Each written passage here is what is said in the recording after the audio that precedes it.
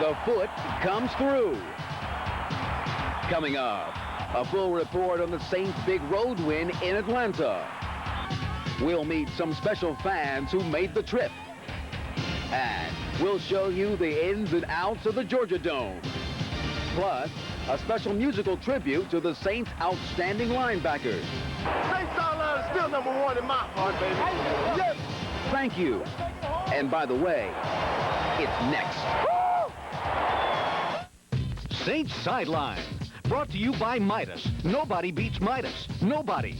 Your local Isuzu dealers. Budweiser, nothing beats Saints football and nothing beats a Bud. And by Lennox, it must be a Lennox.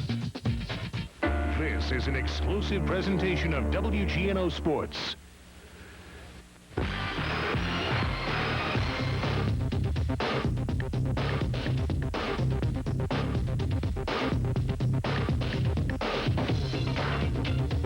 Ed Daniels, Alexander Laurent, Saints Sideline. Hello and thanks for joining us on Saints Sideline. I'm Alexander Laurent. And I'm Ed Daniels. And the Saints got a huge win Sunday in Atlanta. First of all, it helps to ease the pain of those two Superdome losses last year. But most importantly, it's a division win. The Saints have 6 games against NFC West teams, and so far, they're 1-0. Always good to be able to shut down those big passing attacks like they did against the Falcons, Alex. Always a good sign with the 49ers coming in Sunday night and then going on the road to Detroit. Doesn't get any easier, does it? The Saints got just enough of a running game and outstanding play from the defense and special teams as they became the first team to ever beat the Falcons in the Georgia Dome, earning a tough 10-7 win. You know it was a sweet win when even the trainer gets in a post-game "I told you so."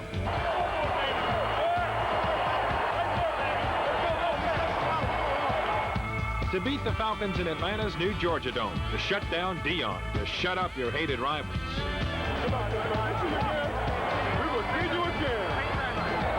Hey. I don't want to say it. That's one time we got him. We'll see him again in the dome. That was a really outstanding win for our football team. And I can't even begin to hide how good I feel right now. Not much separated the two clubs. Bobby Hebert hit Quinn early on 3rd and goal from the 11. Norm Johnson missed. Morten Andersen made from 47 yards out with 1:51 to play.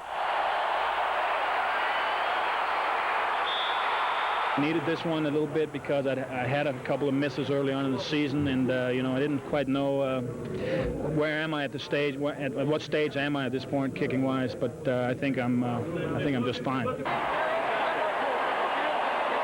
Our guys just kept hanging tough. In Atlanta, sports writers were especially impressed with the way the Saints defense disarmed the Falcons' red gut offense. Here's what they're saying. The headline in the Atlanta Journal-Constitution summed it up. Falcons' big play offense, a big disappointment again in loss. The paper's Len Pasquarelli is quick to criticize the Falcon offense, writing, suicidally sporadic for the 2nd straight week. An Atlanta offense once thought capable of carrying the team through its difficult first month is in some trouble. Pasquarelli is also quick to point out the effect a certain New Orleans native had on Sunday's game, writing, without injured receiver Michael Haynes recovering from a separated shoulder, the Falcons are missing that deep threat that stretches the secondary. One of Sunday's heroes was a question mark earlier in the week. Morten Andersen has been fighting tendonitis since the beginning of training camp. In fact, the Saints were so unsure he'd be able to kick Sunday that they activated 2 kickers for the game. Morten Andersen's made enough kicks like this one to make 5 Pro Bowls. In Falcon lingo, he's too legit to quit, although lately his mental toughness has worked overtime. Anytime you can help the ball club win in the waning seconds of the game, it's a great feeling. But I needed this one a little bit because I had a couple of misses early on in the season. This was a big boost for him, for his morale, for his confidence, for the whole thing. Tendonitis in number 7's knee had another kicker on the active roster. The Saints wanted insurance, knowing Andersen's knee could swell once again. You know, it's nice to get up on the active roster. You know, this is my first time to finally make it on the active roster, and you know, it's a great compliment, especially to you know, be on the active roster with Morten Andersen. But Cary Blanchard must wait, along with wife Mindy, who quit her job in Stillwater, Oklahoma, and headed south. For Andersen, the routine now is to kick at Thursday's practice and on game day, and hope the knee doesn't have to be drained of fluid once again. Yeah, I don't enjoy, you know, 5-inch needles going into my knee joint. I have to be honest with you. I prefer not doing that. Coming up, on the road with the Rowdies, the Who-Dats invade Atlanta. And the latest New Orleans-Atlanta squabble. Who's got the better dome? We'll hear both sides of the argument when Saints Sideline continues.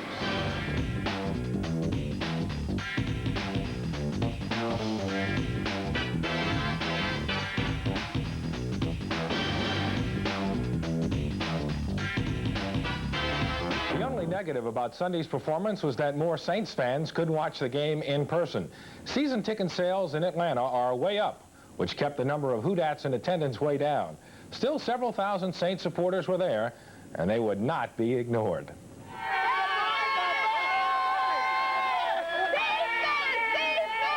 We want 3. Y'all don't have 3 tickets? I'm gonna get some. How much you willing to pay? $40. I'm not going 100. Y'all want to sell y'all tickets? No. Who wants to sell their tickets? Just how to work the 3. part of it. I think it's a shame that Atlanta sold so many season tickets and people from New Orleans can't buy tickets. So you're looking today, huh? Looking today, looking hard. How much you gonna They're spend? going for $100. I can't spend $100 for a ticket. I'm sorry. It's not worth it. Who's got extra? I need a ticket for the Saints game today, baby. I'm back again. I'm going back. Somebody's gonna give me the ticket. Still no luck, huh? No, not yet. But I can feel it. It's coming. This voodoo is gonna work on them good. I'm gonna get my ticket. All right. Who that, baby? Number 1. The light on. All the way. That's all right. When they lose this year, they won't have that many season ticket holders. So I'll get one next year. Tell me about the tickets you got. Really good. $50 a piece for them. And what's the face value? 27. $27. This is what losers look like on the way to the game. Watch.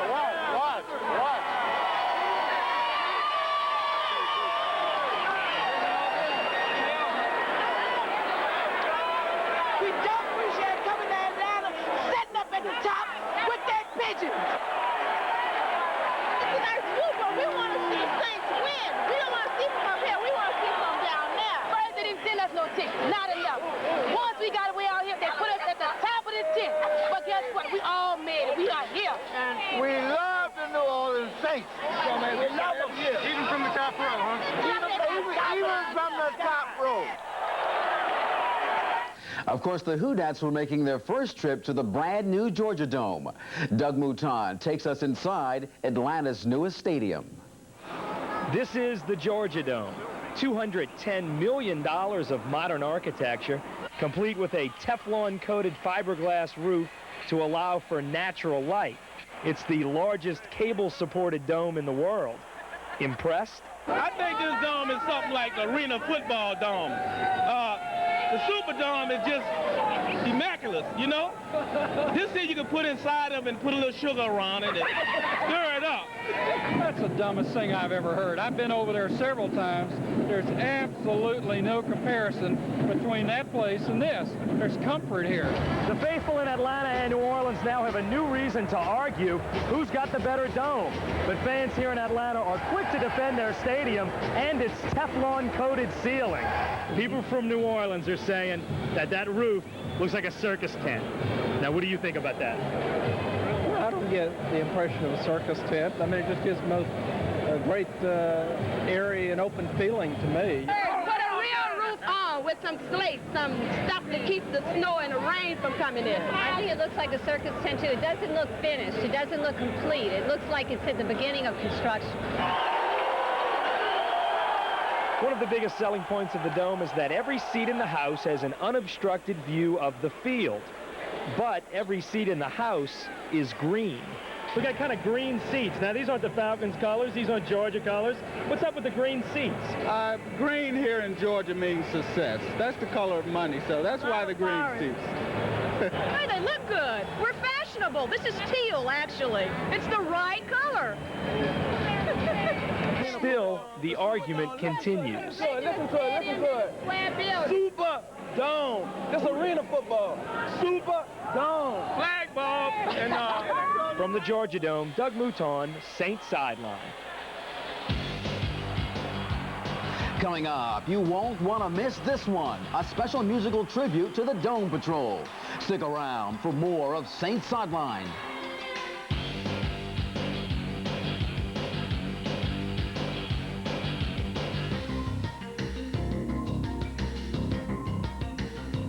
Japanese car service and Uptown Imports.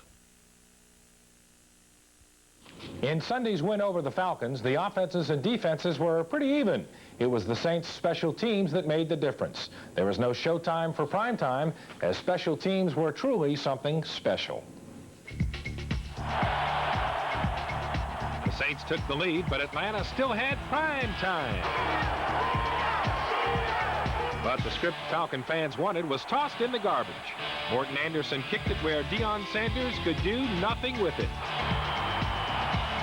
We just try to get it out of his hands, and the best way to do that on a kickoff is to kick it so deep that it's either out of the end of the end zone or that he decides not to run it back, and that's really what happens. Even though we didn't get the return yards, we showed that we can beat them on the return and with the block punt, and that all contributed. You know how Jerry Glanville is about special teams. I just read today how he was saying when he first came here, he saw how the Saints special teams were just one step above everybody's in the division. The Saints' not-so-special coverage teams shed that label big time. Deion didn't return 2 kickoffs, had 2 fair catches and 2 punt returns for -4 yards. Plays like this one so fired up Coach Joe Marciano that he delivered the big hit on number 90, James Williams. Among the Saints linebacker quartet, there are 13 Pro Bowl appearances. Collectively, they've made over 1,800 tackles and almost 200 sacks. In this special musical tribute, we find out that they ain't afraid to jam.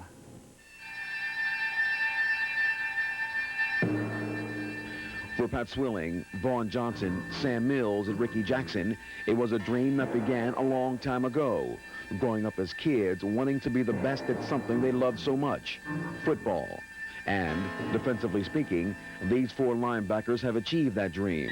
They have the number 2 ranking in the NFL, with one being the number 1 defensive player in the NFL. But along with those numbers and that dominance comes pressure. Pressure to perform. Pressure to repeat.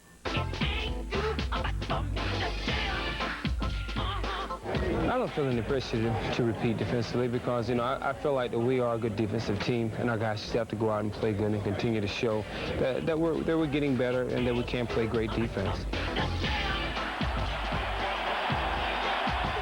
I don't feel any pressure to repeat because, hey, I'm just going to go out and do the things I've been doing for the last 7 years here. I'll continue to work hard, be intense, be focused, and let the chips fall where they may.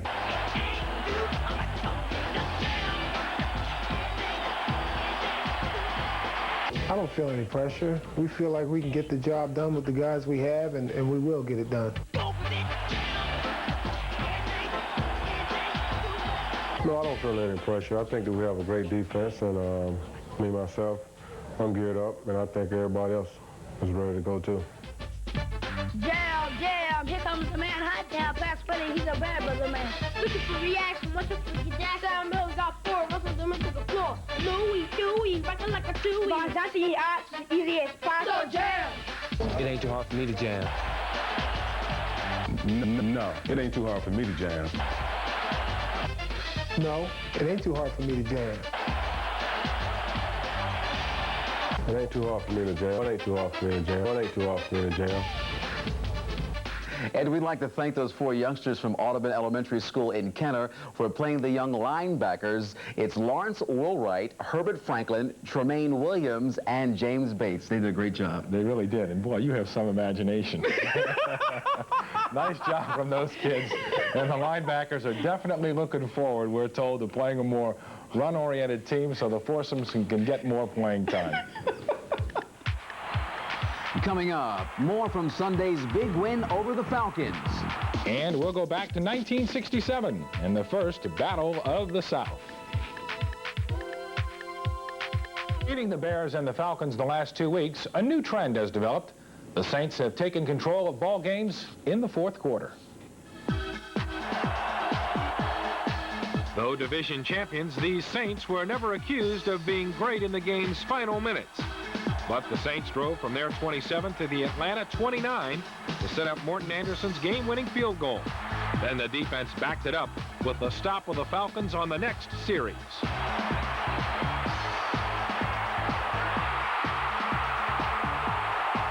It was one of those similar situations that we've been in the past, and in the past we came up short, but today, and it's been overemphasized that, you know, if we put in that situation where we need to win the 2-minute drive, then, hey, take it upon ourselves to do it. You know, we've taken some static in the past from people about our ability to play late in the game, 2-minute, but I think we did a good job. We've been in situations where we've been up, you know, up, had the lead, and be in a situation like that and let people drive the ball on us and score. But, you know, we knew that we couldn't let them drive the ball. We had to get off the field, and if we got off the field, we knew we would win. Against the Eagles, Bears, and Falcons, the Saints haven't dropped the ball, just excelled in the fourth quarter. Sunday's game in the Georgia Dome was the 47th meeting between the Saints and the Falcons. Atlanta won 9 of the first 10 matchups, but not the first one, as we see in this week's great game in Saints history. They were calling it the first Battle of the South. 83,000 fans at Tulane Stadium watched as the second-year Falcons met the first-year Saints in Week 11 of the 1967 season. Things couldn't have gone better for Atlanta in the early going. The Falcons got all the bounces on their way to a 21-3 second quarter lead.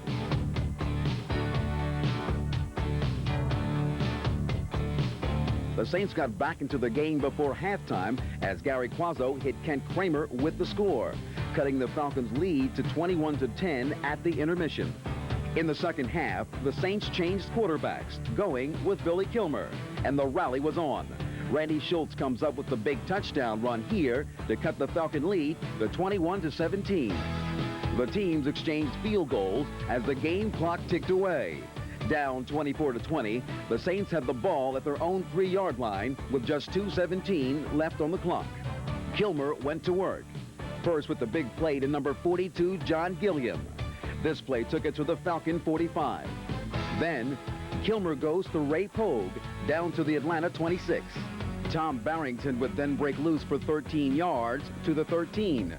But then the drive would stall. Fourth down now as the Saints were down to their final chance. Kilmer hits Kent Kramer for the score. And the Saints won the first Battle of the South, beating the Falcons 27-24.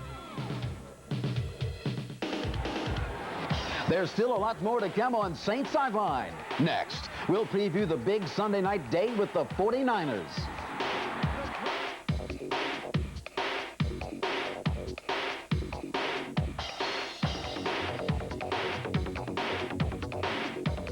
By Barry Manufacturing, America's best men's clothing value. The win over the Falcons put the Saints in a first-place tie in the NFC West. But because the Saints are 1-0 within the division, they're technically first. The 49ers were extremely impressive again Sunday as they rolled over the Jets 31-14. The Rams fell to the Dolphins 26-10 to fall to 1-2. And the Falcons were also 1-2. Next week, Atlanta travels to Chicago to play the Bears. For the Saints defense, it doesn't get any easier this week. The Saints will host the San Francisco 49ers in a nationally televised game Sunday night. The two games last season were nothing alike. In the first game, the Saints hounded Steve Bono at the Dome all day. New Orleans held San Francisco to just 102 yards passing as the Saints won a defensive battle. Final score was 10-3. But 3 weeks later in San Francisco, it was a different story. Bono picked the Saints apart, throwing for 347 yards, 3 touchdowns against a beaten-up defensive backfield as the 49ers rolled over the Saints 38-24. The Niners are the Niners, and they're rolling right now. Yeah, well-oiled machine. All we can do right now is not allow the big play against them and get pressure from Steve Young. I mean, every week it's not going to get any easier. The biggest thing for us, I think, next week is the same thing. Don't give the big play, make them line up, and keep coming at them. And, Alex, that game is a Sunday night game. TNT will carry it live on national cable TV. Let's hope the Saints have some nitro for that big division game this week. And, Ed, with 3 of the first tough 5 games out of the way, the Saints are now 2-1 and in great shape. They look better every week. But the 49ers and the Lions will surely test the Saints, and the Dome will be rocking. We'll be rocking. Sit down in your seat. Don't rock too hard. Kickoff Sunday night at 7 o'clock. And don't forget the crunches of Friday Night Football, the area's most comprehensive look at prep action. Friday nights at 10:30 here on WGNO 26. I'm Ed Daniels. I'm Alexander Laurent. We'll see you next week on Saints Sideline. Hey, New Orleans! Alex Schubert, yay! Pop that coochie, yay! Roll kill right here, roll kill. Say, this is my favorite play of my daddy. Redbirds, you know what's happening. You know what time of day it is. Prime time. Deion Sanders. Going down. The Saints. They still play football. We're going to win. They're making fun of our dome. Our dome is the best there is. Falcons won't fly. They won't fly.